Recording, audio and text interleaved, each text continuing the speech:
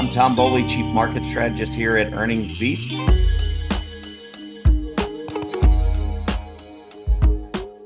So what I normally do is I'll just go into scans. You can run your own scans, scans that you've saved. You can write your own, or you can always go over and use these predefined scans over at Stock Chart. So every once in a while, I'll do like strong volume gainers, depending, here's there's only 10.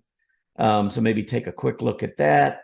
If you're interested in the MACD crossovers, which is very similar to the PPO crossover, that's going to be where your signal line's going across the PPO or across the MACD.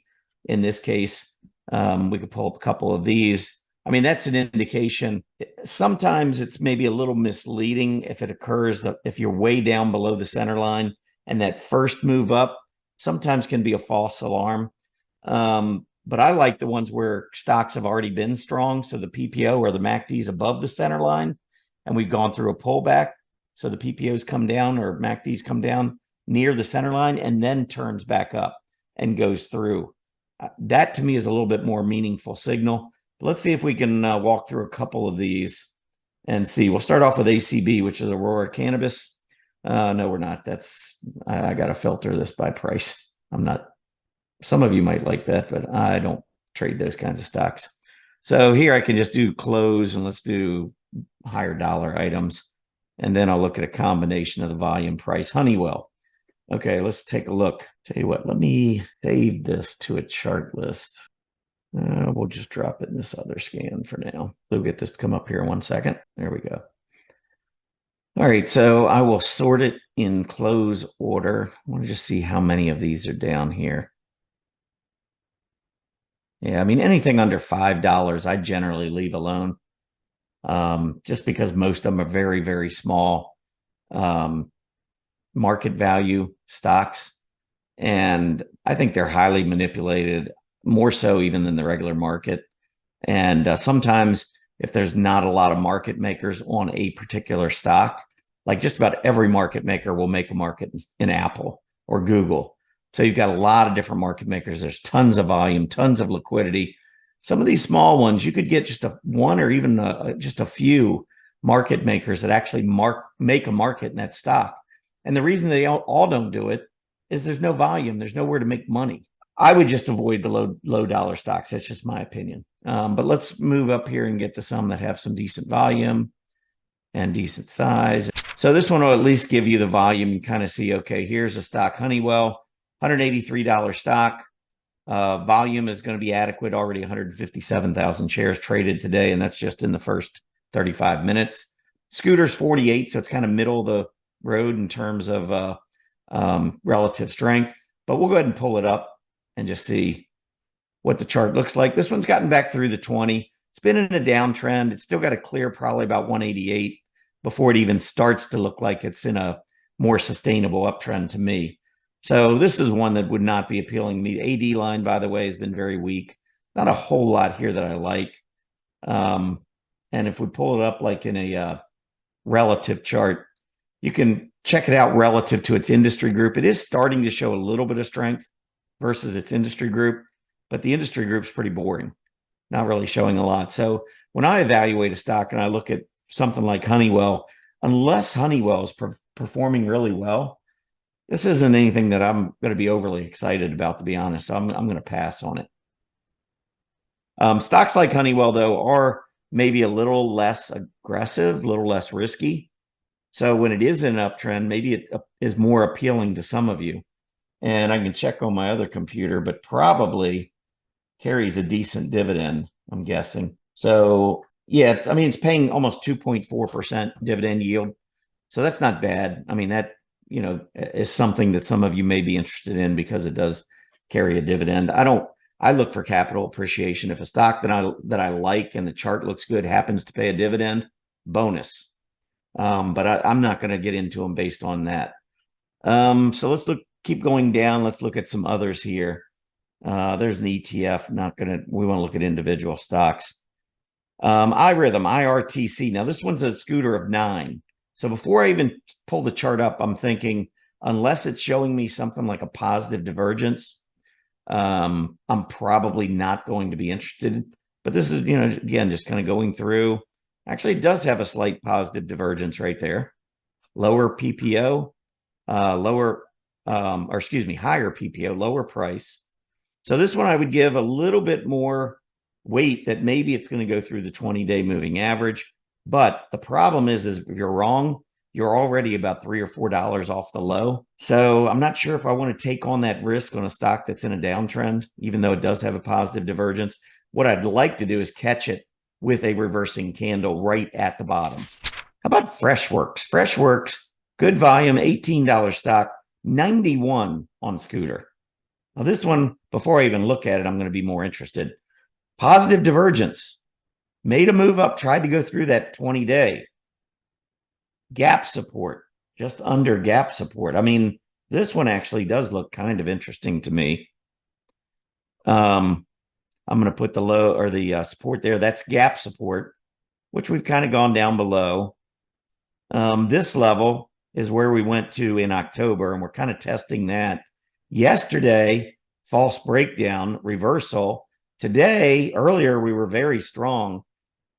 This one kind of getting my attention because I could put a stop in probably at about 1730, which is roughly a 4% stop. But this is a stock that was $5.50 higher. If this turns out to be an uptrend followed by a cup, I mean, this could be the start of a rounded bottom. The other thing you might do is just wait for that close above the 20.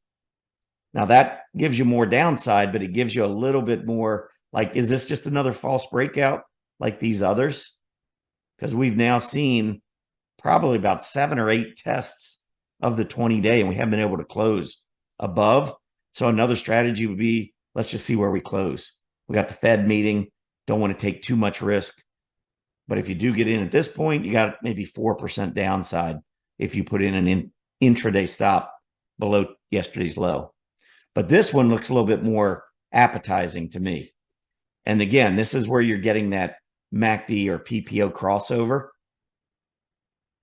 And notice this was the first one. Remember I said earlier that when you're below the center line, you got to be careful on that first one. That can be like a little bit of a false alarm.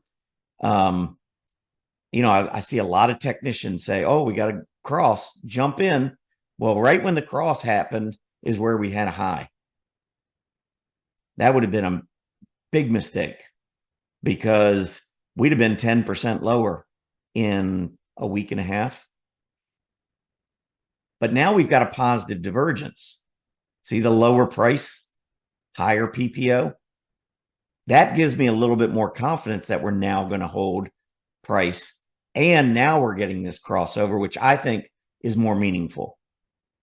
Again, I'd prefer it being above the center line, but you have to remember too, I always try to bring perspective into trading. Freshworks in May was trading at 12.25. In September, it was up at near 24. It had almost doubled in about 4 months. A stock that almost doubles in 4 months, when it pulls back, it's going to pull back a little bit more than you might expect. What we could do is maybe look at Fibonacci here and go from the low to the high, right about like that. And where we are right now is just at about the 50%. Let me get rid of these 2 lines. They're kind of clouding the picture here. But here's the 50%, and we're sitting almost right on it now. We haven't quite gotten to the 61.8. That would be the price support, by the way. If we lose 1730, we probably are going down to about 1660. That would be your next support level. But with the positive divergence already in play, I think this is one that could reverse here from now. I'm going to take a little bit of a shot here. So I'm going to go in and I'm going to take maybe a half position because I'm not with the Fed coming up, I don't want to take big positions. I mean, I do have like a normal position, I'll tell you, in NVIDIA. I have not downsized that position at all. I really like the stock and I like what it did yesterday. And I'm just kind of hoping, there is a little bit of hope sometimes when you're trading, but I'm hoping that the Fed doesn't blow it. Maybe that's probably not a good hope, because they have had some created some problems for the market. But I am going to go in and I'm going to trade FRSH. And I mean, I'm just going to take I'm not even going to take a half. I'll take maybe a third of my position, normal position. So, I mean, it depends. Like for me, a normal position would probably be about, don't cringe, but I probably would take 10% of my portfolio and put it in one stock. That's probably higher than what I would suggest, or, I don't think most folks probably should do that. I mean, I've been doing this for a long time, and I'm also willing to take the loss that would go along with that. I think that really is the key as far as position sizing. Ask yourself how much you would be willing to lose on a trade. Maybe it's $100, maybe it's $50, maybe it's $2,000. I don't know.